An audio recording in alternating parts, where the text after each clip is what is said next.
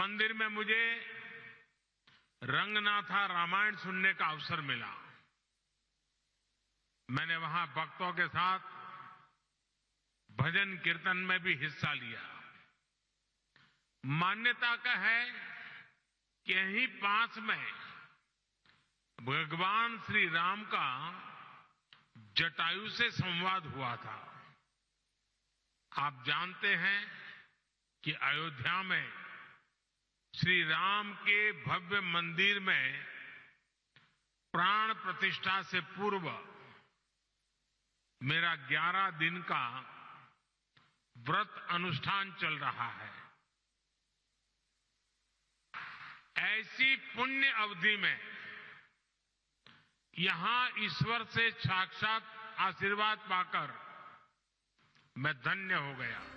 दक्षिण दौरे पर पहुंचे पीएम ने अपने संबोधन में कहा कि प्राण प्रतिष्ठा समारोह से पहले पूरा देश राममय है और राम भक्ति में सराबोर है। आजकल तो पूरा देश राममय है, राम जी की भक्ति में सराबोर है। लेकिन साथियों, प्रभु श्री राम का जीवन विस्तार, उनकी प्रेरणा, आस्था भक्ति के दायरे से कहीं ज्यादा है।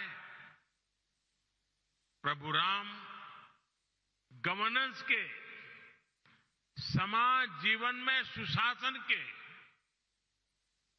ऐसे प्रतीक हैं जो आपके संस्थान के लिए भी बहुत बड़ी प्रेरणा बन सकते हैं। प्रधानमंत्री ने जनसभा को संबोधित करते हुए राम राज्य का जिक्र करते हुए इसकी परिभाषा को बताया। राम राज्य यानी एक ऐसा लोकतंत्र जहां हर नागरिक की आवाज सुनी जाती थी और उसे उचित सम्मान मिलता था।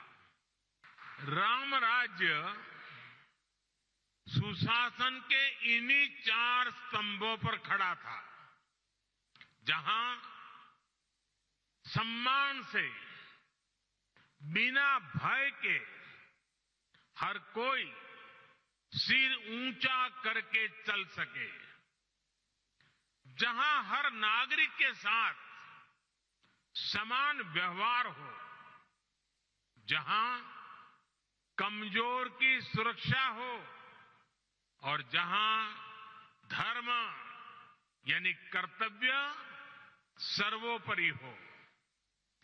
आज 21वीं सदी के आपके आधुनिक संस्थान के 4 सबसे बड़े ध्येय यही तो हैं।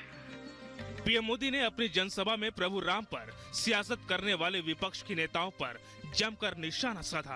अक्सर देखते हैं कि छोटे छोटे लालच में ही कई बार लोग अपने कर्तव्य, अपनी शपथ को भूल जाते हैं।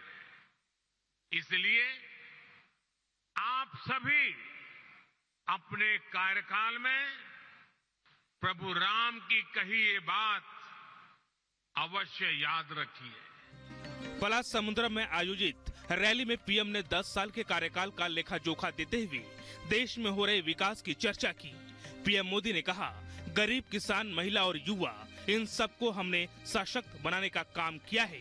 और आप देखिए, आज जब देश का टैक्स पेयर ये देख रहा है कि उसके पैसे का सही इस्तेमाल हो रहा है, वो भी आगे बढ़कर टैक्स देने को तैयार हुआ है। इसलिए बीते वर्षों में टैक्स देने वालों की संख्या लगातार बढ़ रही है। यानी हमने जो कुछ जनता से लिया, वो जनता के चरणों में ही समर्पित कर दिया। यही तो सुशासन है, यही तो राम राज्य का संदेश है। लेपाक्षी के वीरभद्र मंदिर का रामायण में भी खास स्थान है। ये वही जगह है जहां जटायु ने भगवान श्री राम को सीता के अपहरण के बारे में बताया था। लेपाक्षी जाने से पहले प्रधानमंत्री मोदी नासिक में काला राम मंदिर में पूजा अर्चना, सफाई और उसके अगले दिन गौ सेवा करते नजर आए थे। Bureau report, Republic Bharat. स्वच्छता अभियान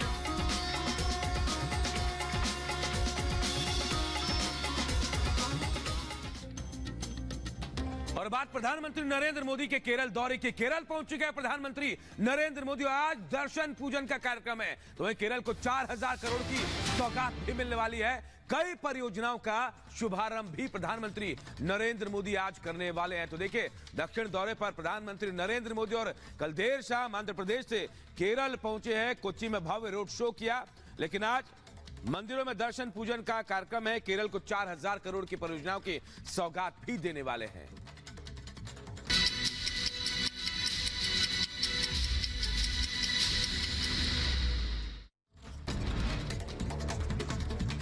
अयोध्या में रामलला के प्राण प्रतिष्ठा की प्रक्रिया शुरू। आज मंदिर में प्रवेश करेंगे भगवान श्री राम।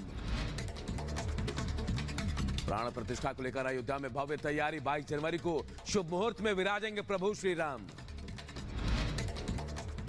प्रधानमंत्री मोदी के दक्षिण भारत दौरे का दूसरा दिन आज केरल के कोच्चि में 4000 करोड़ की विकास परियोजनाओं की करेंगे लोकार्पण और शिलान्यास। केरल के कोच्चि में पीएम मोदी का मेगा रोड शो। सड़क के दोनों ओर उमड़ा जन सैलाब। समर्थकों ने की पीएम पर फूलों की बारिश। उत्तर प्रदेश में लोकसभा सीट बंटवारे को लेकर कांग्रेस और सपा की बैठक आज। दोनों दल के कई बड़े नेता बैठक में रहेंगे मौजूद। दिल्ली में 26 जनवरी को गणतंत्र दिवस कार्यक्रम को लेकर सुरक्षा सख्त। संवेदनशील इलाकों में ड्रोन कैमरे से रखी जा रही है पैनी नजर। हिजबुल आतंकी जावेद मट्टू की पेशी आज दिल्ली के पटियाला हाउस कोर्ट में आज पेशी होगी।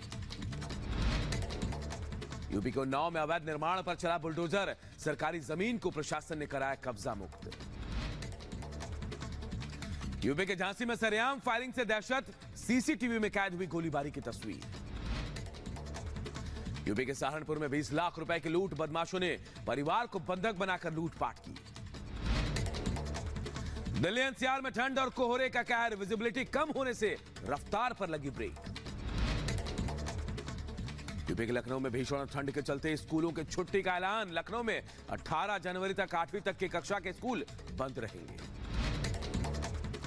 यूपी के सीतापुर में कबाड़ में लगी आग। लोगों ने कड़ी मशक्कत के बाद आग पर काबू पाया। यूपी के बहराइच में फुटवेयर की दुकान में लगी भीषण आग।